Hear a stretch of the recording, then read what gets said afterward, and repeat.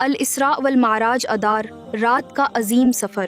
یہ وہ بابرکت رات تھی جب اللہ تعالیٰ نے اللہ کے محبوب نبی صلی اللہ علیہ وسلم کو مسجد الحرام سے مسجد الاقصی اور پھر وہاں سے ساتوں آسمانوں کے اوپر تک لے جایا گیا، جو ایک نہایت حضرت جبرائیل علیہ السلام براق نامی آسمانی سواری کے ساتھ تشریف لائے۔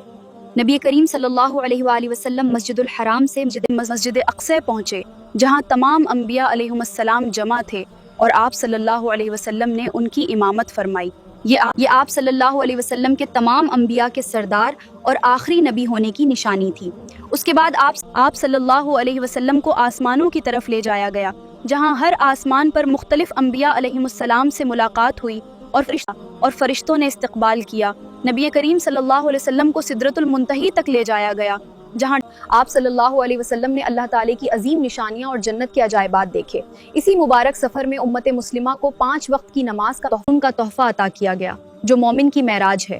یہ زندگی کے ہر موڑ پر سکون اور روشنی کا باعث بنتا ہے اور ہمیں سیدھے راستے پر گامزن رکھتا ہے۔ واقعہ کے معراج کے دوران نبی کریم صلی اللہ علیہ وسلم کو اللہ تعالی نے اپنی بے شمار نشانیاں دکھائیں۔ یہ سفر ایمان، صبر اور اللہ کی قدرت کا عظیم مظہر تھا۔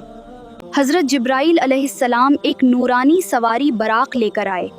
یہ سفید رنگ کا جانور تھا جو بے حد تیز رفتار تھا۔ اس کا ہر قدم وہاں پڑتا تھا جہاں تک اس کی نظر پہنچتی تھی۔ آسمانوں کے سفر میں نبی کریم صلی اللہ علیہ وسلم کی مختلف انبیاء علیہ السلام سے ملاقات ہوئی۔ پہلے آسمان پر حضرت آدم علیہ السلام سے ملاقات ہوئی، دوسرے آسمان پر حضرت یحییٰ اور حضرت عیسیٰ علیہ السلام تشریف فرمائے، تیسرے آسمان پر حضرت یوسف علیہ السلام موجود ہیں، چوتھے آسمان پر حضرت ادریس علیہ السلام سے ملاقات ہوئی، پھر 5ویں آسمان پر حضرت ہارون علیہ السلام، چھٹے پر حضرت موسی علیہ السلام اور 7ویں آسمان پر حضرت ابراہیم علیہ السلام موجود تھے۔ تمام انبیاء نے آپ صلی اللہ علیہ وسلم کا استقبال کیا۔ نبی کریم صلی اللہ علیہ وسلم کو سدرۃ المنتہی تک لے جایا گیا، جو کہ اس کائنات کی آخری حد ہے۔ وہاں حضرت جبرائیل علیہ السلام رک گئے اور آگے جانے کی اجازت صرف نبی کریم صلی اللہ علیہ وسلم کو ملی، جہاں اللہ تعالیٰ نے آپ صلی اللہ جنت کی نعمتیں اور دوزخ کی سزائیں بھی دکھائیں تاکہ امت کو نیکی کی ترغیب اور برائی سے ڈرایا جا سکے۔ ابتدا میں 50 نمازیں فرض کی گئیں، پھر اللہ تعالیٰ نے اپنی رحمت سے انہیں 5 کر دیا، مگر اجر 50 نمازوں کے برابر رکھا۔ جب کفار مکہ نے اس واقعے کا مذاق اڑایا تو حضرت ابوبکر صدیق رضی اللہ عنہ نے فوراً فرمایا کہ اگر محمد صلی اللہ علیہ وسلم نے فرمایا ہے تو یقیناً سچ فرمایا ہے۔ انہوں نے کہا کہ ایک ہی رات میں مکہ سے بیت المقدس اور پھر آسمانوں تک جانا ممکن نہیں ہے، جس کے بعد کفار نے نبی کریم صلی اللہ علیہ وسلم کی آزمائش کے لیے مسجد اقصی کی تفصیلات پوچھنا شروع کی، کیونکہ وہ سمجھتے تھے کہ آپ صلی اللہ علیہ وسلم کبھی وہاں نہیں گئے۔ اللہ تعالیٰ نے معجزے کے طور پر بیت المقدس کو آپ صلی اللہ علیہ وآلہ وسلم کے سامنے ظاہر فرما دیا، اور آپ صلی اللہ علیہ وسلم ان کے ہر سوال کا نبی کریم صلی اللہ علیہ وسلم درست جواب دیتے گئے، اور یہ سن کر کفار حیران رہ گئے۔ آپ صلی اللہ علیہ وسلم نے راستے میں نظر آنے والے قریش کے تجارتی قافلوں کی بھی خبر دی۔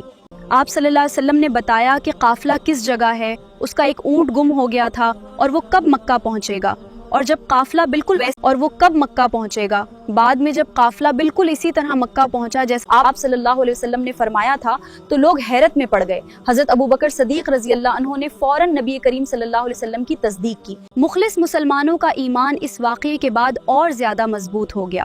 واقعے کے معراج کے ذریعے اللہ تعالیٰ نے اپنے محبوب نبی کریم صلی اللہ علیہ وسلم کا بلند مقام پوری کائنات پر ظاہر فرما دیا۔ یہ سفر اس بات کی نشانی تھا کہ نبی کریم صلی اللہ علیہ وسلم اللہ کے سب سے محبوب رسول ہیں۔ واقعے کے معراج کے بعد کفار مکہ کی مخالفت اور بھی بڑھ گئی، لیکن مسلمانوں کا ایمان مضبوط ہوتا گیا۔ اللہ تعالیٰ نے نبی کریم صلی اللہ علیہ وسلم کے لیے مدینہ منورہ کی طرف ہجرت کا راستہ تیار فرمایا۔ مدینہ کے کچھ لوگ مکہ آئے اور نبی کریم صلی اللہ علیہ وسلم کے ہاتھ پر اسلام قبول کیا۔